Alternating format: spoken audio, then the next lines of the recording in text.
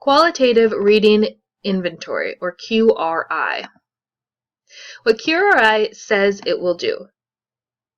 Its goal is to estimate reading level efficiently, to determine reading level in more depth, to match students to appropriate text, to indicate growth, to verify suspected problem, or to describe specific reading behaviors as a guide for intervention instruction. What it really does. It's a range of reading behaviors related to comprehension, including oral reading accuracy and fluency, factual recall, main idea comprehension, and self-reported strategy use. The skills that it looks for are reading comprehension, decoding, and background knowledge. Notice that this list is quite a bit smaller than the previous two that we looked at.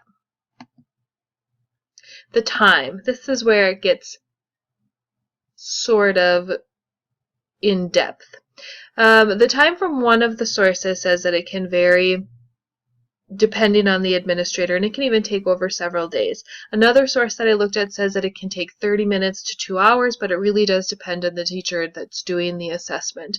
There's no standardization of these tests. There's a bunch of passages from different areas, and a teacher decides which passages to give out and when to give out and what sort of information that the teacher is looking for. It's $79.95 for a book, which is the cheapest that we've seen so far. Who to test? At the primary levels, it's really for everyone. You can be K through 12.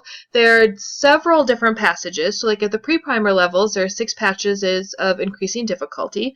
For passages for 3rd grade through 5th grade, there's 3 narrative, 3 expository passages at each. At the 6th grade level, there are 3 narrative passages, 2 social study passages, and 2 science passages. At the upper middle school level, there are 6 passages.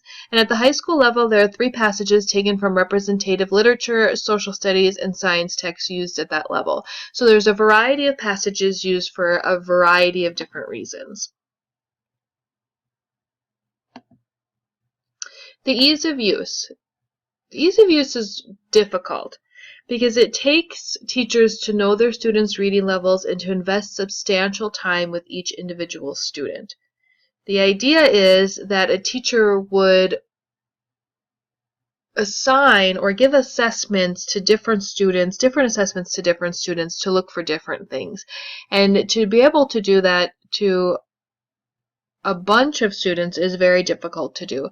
It takes a lot of time to get to know what the tests are asking students to do, what they're really measuring, and then it takes time to know your students, especially several students on that basis in terms of what their reading difficulties are and what they're looking for. It's really designed to be used by a knowledgeable teacher who can make decisions and who can decide when to teach what, how, or when to assess what they're assessing and how many times to do it.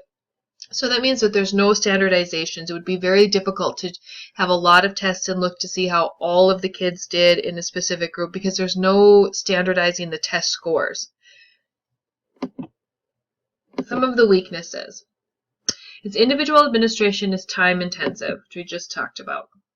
It does not assess critical thinking such as applying or synthesizing knowledge. It does not provide norm reference information about students' performance compared to peers. Again, we talked about there's no standardization for it. There's no screening test that goes with it. But then on the flip side, it does provide the widest range of skills to assess for. It requires substantial teacher training to administer in a way that yields reliable scores.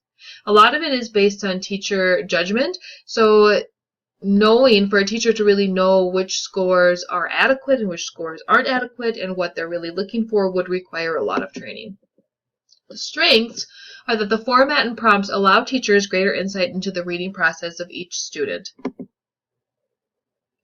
It includes assessments of a wide range of component skills that may contribute to comprehension difficulties. And its adaptive format allows tests to provide information about students with a wide range of abilities. So out of the ones that I have looked at and based on other information that I've read, this test, the QRI, seems to test for the most amount of components or the widest range of components from students.